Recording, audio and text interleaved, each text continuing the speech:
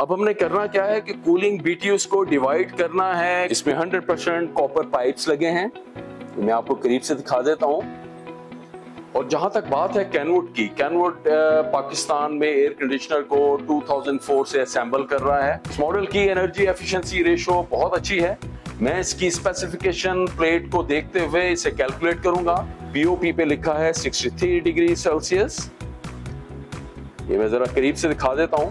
ये है twin rotary tropicalised T3 compressor. Subscribers ने कहा था कि आप आउटडोर भी दिखाया करें, यानी कि अगर इंडोर दिखा रहे हैं तो ये है इसका आउटडोर यूनिट। कैनवुड के लाइनअप में मौजूद सबसे बड़ा इंडोर है, तो ये गलत ना होगा।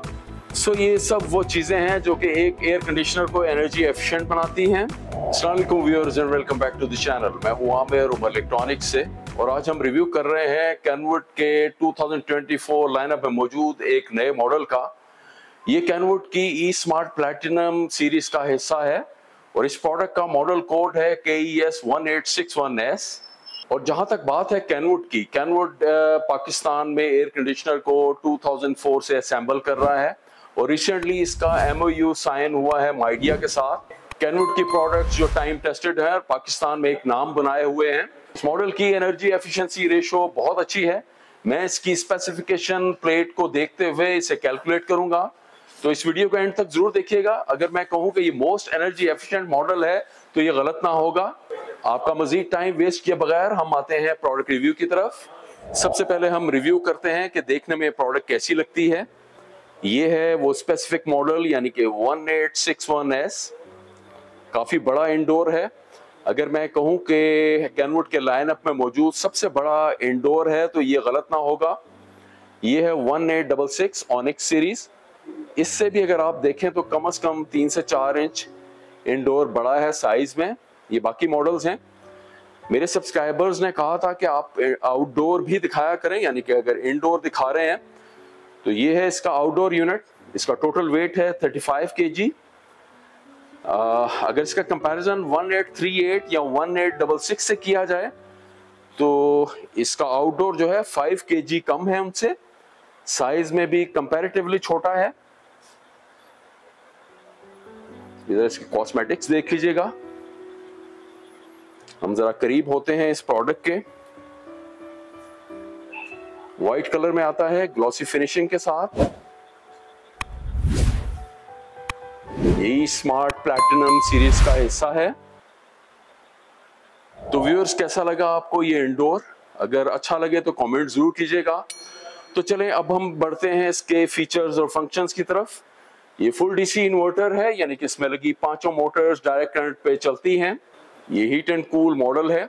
अगर मैं BTUs में बात करूं तो 18,000 BTUs पर आवर हैं कूलिंग और हीटिंग के केस में। ये ब्रिटिश थर्मल यूनिट्स होते हैं जो कि एक एयर कंडीशनर हीटिंग या कूलिंग के केस में रूम से आप समझे कि निकालता है, यानी कि रूम की एयर को अपने इंडोर से सर्कुलेट करता है, चाहे वो गर्मियां हो या सर्दियां। ये स्मार्ट एयर कंडीशनर है। ऐप के थ्रू आप इस एयर कंडीशनर को कंट्रोल कर सकते हैं, चाहे आप जहां भी हों या दुनिया के किसी हिस्से में भी। इसकी स्मार्ट ऐप्स की मैं डिटेल जो है आपसे शेयर कर दूंगा, बल्कि स्क्रीन पे दिखाई दे रही होंगी। अब मैं बात करूंगा इस एयर कंडीशनर के मेन कंपोनेंट की, जो कि इसका कंप्रेसर है। ये है twin rotary tropicalised T3 compressor, यानी कि एयर कंडीशनर्स को देखते हुए जो क्लाइमेटिक क्लासिफिकेशन है उसमें ये T3 कैटेगरी में फॉल करता है। यानी अगर एम्बिएंट टेम्परेचर, बाहर का टेम्परेचर 55 डिग्री सेल्सियस के अराउंड होगा तो ये अपनी कूलिंग पे कॉम्प्रोमाइज नहीं करेगा। हालांकि इसके POP पे लिखा है 63 डिग्री सेल्सियस। ये मैं जरा करीब से दिखा देता हूं। एनी हाउ, ये एक एज होगा, बल्कि पाकिस्तान में मौजूद कोई भी ब्रांड ये क्लेम नहीं करता कि उसका एयर कंडीशनर 63 डिग्री सेल्सियस के अराउंड टेम्परेचर पे भी फुल कूलिंग देगा। चलें, अब हमने इसके कंप्रेसर को तो डिस्कस कर लिया। अब हम बात करते हैं इसकी एनर्जी एफिशिएंसी की, क्योंकि पाकिस्तान में बिजली के यूनिट की प्राइस जो है वो दिन ब दिन बढ़ रही है और हम चाहते हैं कि हमारे घर में जो एयर कंडीशनर है वो मोस्ट एनर्जी एफिशिएंट हो। तो सबसे पहले बात आएगी इसकी EER की, यानी कि एनर्जी एफिशिएंसी रेशो की। तो मैं आपके साथ इसकी टेक्निकल स्पेसिफिकेशंस प्लेट को शेयर करूंगा। उस टेक्निकल स्पेसिफिकेशंस प्लेट को देखते हुए हम कैलकुलेशन करेंगे और आप देखिएगा कि ये किस तरह मोस्ट एनर्जी एफिशिएंट है। वैसे कैनवुड इसे 75% एनर्जी सेविंग मॉडल कहता है। अब ये 75% कैसे एनर्जी एफिशिएंट हो सकता है ये हम आगे चल के एक्सप्लेन करेंगे। तो चलिए सबसे पहले हम इसकी स्पेसिफिकेशंस प्लेट को देखते हैं। इस प्लेट में से हम दो वैल्यूज लेंगे। एक इसकी कूलिंग कैपेसिटी है BTUs में, 1.5 टन के केस में होगी 18,000 BTUs पर आवर। दूसरी वैल्यू होगी कूलिंग इनपुट करंट जो कि 1.32 किलोवाट है। हम इसको वॉट में कन्वर्ट करेंगे जो कि बनेगी 1320। अब हमने करना क्या है कि कूलिंग BTUs को डिवाइड करना है कूलिंग इनपुट करंट से और अब हम इसको मल्टीप्लाई करेंगे 0.293 जो कि एक कांस्टेंट फैक्टर है। ये 1 टन, 1.5 या 2 टन के केस में सेम रहेगा। ये है 1 BTU की वॉट में जो वैल्यू। अब आप देखें इसका आंसर आएगा 3.99 यानी कि 4। ये है इसकी एनर्जी एफिशिएंसी रेशो। मेरे एक सब्सक्राइबर हैं वो कह रहे थे आप इसकी सीयर भी एक्सप्लेन करें यानी कि SWER। अब पाकिस्तान में कोई भी ब्रांड सीयर नहीं देता, इसके लाइक इंडोर में मेंशन नहीं होती। बेसिकली ये सीजनल एनर्जी एफिशिएंसी रेशो होती है। लेट्स से समर सीजन में जो गर्मी है या उसका जो लेवल है वो फिक्स नहीं रहता, जैसा कि मई, जून, जुलाई में टेम्परेचर्स बहुत हाई होते हैं। अगस्त, सितंबर, अक्टूबर में ये जरा कम हो जाते हैं, ह्यूमिडिटी लेवल बढ़ जाता है। सो एयर कंडीशनर की जो परफॉर्मेंस है वो भी वेरी करती है। अगर मैं ये कहूँ कि डे टू डे बेसिस पे तो गलत नहीं होगा। सो सीयर का मतलब होता है कि जो आपने सीजन में टोटल AC को रन किया और जो इसने इलेक्ट्रिसिटी को कंज्यूम किया यानी कि जो एनर्जी ली, ये उसकी रेशो होती है। सो इसको प्रॉपर एक लैब में टेस्ट किया जाता है। कोई अथॉरिटी होती है किसी मुल्क में जो कि डिक्लेयर करती है इसकी सीयर रेशो। हम दूर ना जाएं, इंडिया में एक ब्यूरो है, bureau of energy efficiency. India ने सीयर के अगेंस्ट एक ICR बनाया अपने ज्योग्राफिकल जो भी इसकी लोकेशन है उसको देखते हुए। ये है Indian seasonal energy efficiency ratio. Unfortunately Pakistan में ऐसा कोई इदारा नहीं है जो कि इन एयर कंडीशनर पे चेक एंड बैलेंस रखे, कोई स्टार रेटिंग इशू करे इनकी एफिशिएंसी के अगेंस्ट, क्योंकि ये स्टार रेटिंग इफेक्टिव होती है और आप डिसाइड कर सकते हैं आपने कितना एनर्जी एफिशिएंट मॉडल लेना है। लेट्स से आपका यूजेज ज्यादा है तो आप 5 स्टार पे जाएंगे। 5 स्टार का मतलब होता है 3.4 ER या उससे ज्यादा की। अगर ER 3.4 से कम होगी तो स्टार्स में चेंजेस आएंगी।